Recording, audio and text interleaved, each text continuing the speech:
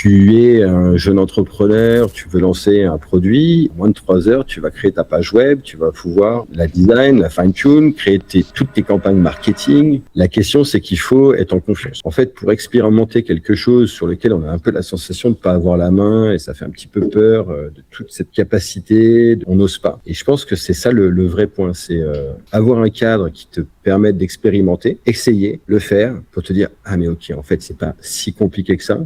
Avec la bonne méthodologie et la bonne approche. Et voilà le panel de choses que je peux faire avec. Et quand tu comprends ces deux choses-là, après, on rentre dans la phase d'appropriation et tu viens mettre en place des choses et tu l'utilises. Et puis, du coup, tu te rends compte que oui, tu as une capacité à pouvoir utiliser l'IA, tester des nouveaux produits. Enfin, voilà, ça devient super fun, quoi.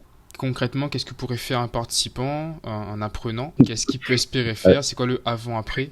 Et franchement, beaucoup de choses. C'est déjà savoir bien demander les choses à l'IA. Ok. Mais après, en termes de concret, ça va être, par exemple, je sais pas, tu as des rapports hebdomadaires à faire.